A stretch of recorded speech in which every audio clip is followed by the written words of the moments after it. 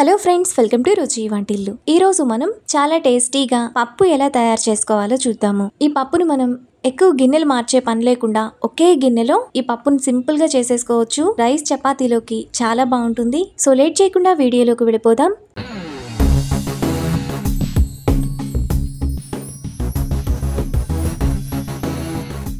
ముందుగా ఈ పప్పు చేసుకోవడానికి ఒక బౌల్ తీసుకొని అందులో 100 గ్రాముల కందిపప్పు, నీళ్లు పోసుకొని కందిపప్పును 3-4 సార్లు బాగా కడగాలి.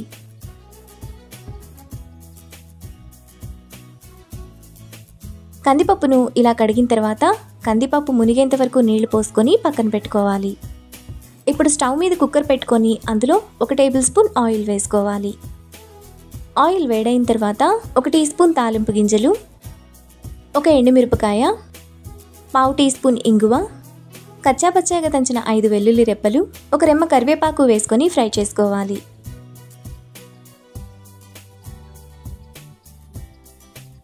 తాలింపు బాగా వేగిపోయిన తర్వాత అందులో సన్నగా తరిగిన 1 ఉల్లిపాయ, 2 పచ్చిమిరపకాయలు వేసుకొని ఫ్రై చేసుకోవాలి.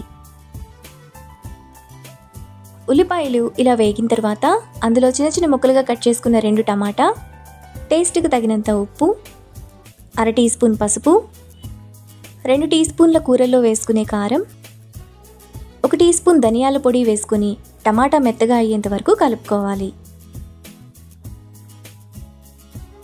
టమాటా ఇలా మెత్తగా ఉడికిపోయిన తర్వాత అందులో ముందుగా మనం కడిగిన కందిపప్పును నీళ్లు లేకుండా వేసుకోవాలి. ఇప్పుడు 1.5 గ్లాస్ నీళ్లు, చిన్న ఉసిరికాయ సైజ్ అంత చింతపండు రసం వేసుకొని కలుపుకోవాలి.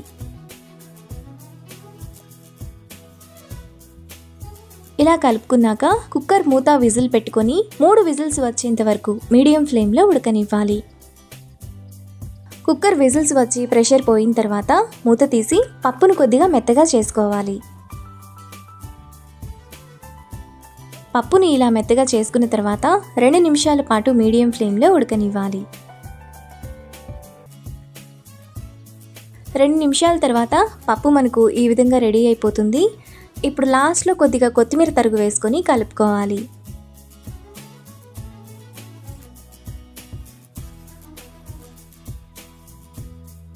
మనకు చాలా టేస్టీగా సింపుల్గా పప్పు రెడీ అయిపోయింది. ఈ పప్పును బౌల్లోకి తీసుకొని రైస్ చపాతీలో సర్వ్ చేసుకుంటే ఎంతో టేస్టీగా ఉండే పప్పు రెడీ. ఈ రెసిపీని మీరు కూడా ట్రై చేసి మీకు టేస్ట్ ఎలా కుదిరిందో నాకు కామెంట్స్లో షేర్ చేయండి. ఈ వీడియో కనుక మీకు నచ్చినట్లయితే లైక్ చేసి, షేర్ చేసి, సబ్స్క్రైబ్ చేయండి.